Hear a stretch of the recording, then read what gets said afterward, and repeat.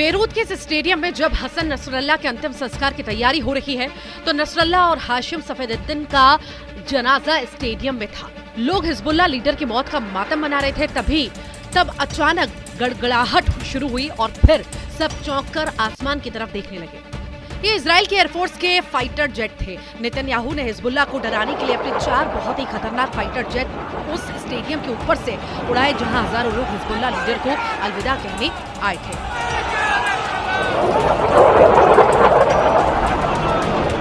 4 fighter jets में F-15 शामिल थे, जिसने गाजा और बैरूत में बेतहाशा बम गिराए। इस फाइटर जेट्स में स्टेल्थ लड़ाकू विमान F-35 भी थे, जो रडार पर नजर नहीं आते। ये तस्वीर इजराइल डिफेंस फोर्स ने जारी की है। जाहिर है कि नेतन्याहू का मैसेज साफ है। इजराइल ने जैसा हश्र हसन नसरल्ला और हाशिम सफेदुद्दीन का किया, वही हाल अब हिजबुल्लाह के नए चीफ नई कासिम का किया जाएगा। इजराइल के लड़ाकू विमान इसकी 100% गारंटी दे रहे हैं। जब जहाज स्टेडियम के ऊपर से गुजरते तो हजारों लोग सहम गए, इसमें कोई शक नहीं। यह है बैरूत का कमील शमून स्टेडियम, लेबनान का सबसे बड़ा स्टेडियम। यहाँ एथलेटिक्स या फुटबॉल के मैच होते हैं। इसकी क्षमता 50,000 लोगों की है और इस वक्त स्टेडियम खचाखच भरा है। साथ में बीच ग्राउंड में भी हजारों लोग मौजूद हैं। ये वो लोग हैं जो या तो हिजबुल्लाह से जुड़े हुए हैं या फिर ये हिजबुल्लाह के समर्थक हैं। ऐसा ही कुछ कहना है बैरूत निवासी जैनब का। उन्होंने कहा है कि वो इमाम हुसैन के रास्ते पर चलते थे। लोगों के लिए उनका संदेश था।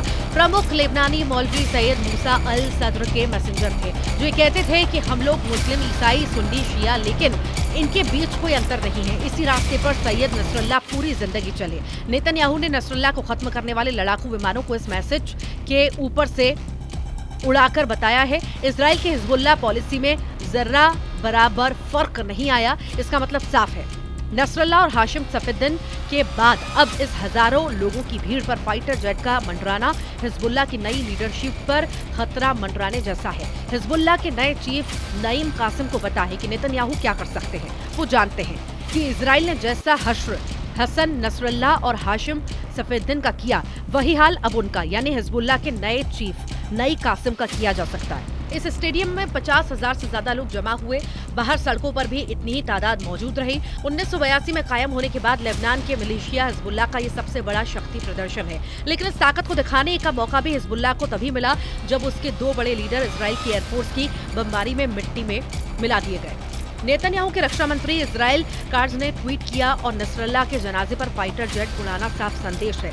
संदेश ये कि जो भी इजराइल को डराएगा उसका अंत निश्चित है। तुम अंतिम संस्कार में महारत हासिल करोगे और हम जीत में।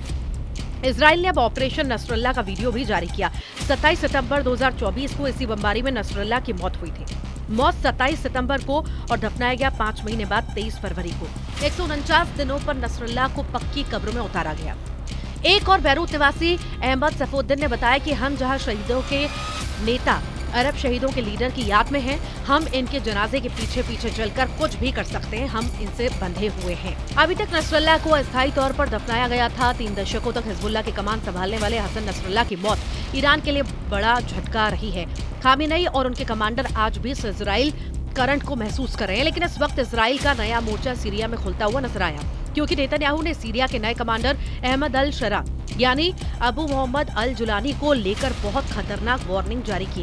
ये खबर इजराइल मीडिया, अरब और इंटरनेशनल मीडिया में हेडलाइन बनी है। खबर यह है कि नेतन्याहू ने कहा है कि वो अब जुलानी के संगठन HTS यानी कि हत्या तहरीर अल शाम को राजधानी दमिश्क से नीचे बर्दाश्त नहीं करेंगे। नेतन्याहू ने कहा है कि दक्षिण सीरिया यानी कुनैतरा, दारा, स्वेदा में कोई मिलिट्री मौजूद नहीं रहेगी। यानी अब सीरिया फ्रंट एक्टिव हो चुका है। अब नेतन्याहू और जुलानी के बीच सीधी टक्कर दुनिया को चौंका सकती है। इजराइल ने सीरिया में जुलानी के लिए एक बड़ी रेड लाइन खींच दी है, जिसको पार करने का मतलब एक और नया युद्ध, जिसका नतीजा होगा सीरिया में जुलानी की सत्ता का अंत। इजराइल के पीएम बेन्यामिन नेतन्याहू का भी एक बयान सामने आया। नेतन्याहू ने कहा, हम HTS या नई सीरियाई सेना को दमिश्क के दक्षिण में दाखिले की इजाजत नहीं देंगे। हम नए शासन की सेनाओं से दक्षिणी सीरिया के कुनैतरा द्वारा और स्वेदा प्रांतों को पूरी तरह खाली करने की मांग करते हैं। इसके अलावा हम दक्षिणी सीरिया में ड्रूज संप्रदाय के लिए किसी भी खतरे को बर्दाश्त तो नहीं करेंगे। नेतन्याहू इस वक्त अपने सबसे बड़े दुश्मन हमास को गाजा में घेरने में लगे हुए हैं। वहां दोबारा युद्ध शुरू होने के पूरे आसार हैं। नेतन्याहू इसकी गारंटी दे रहे हैं।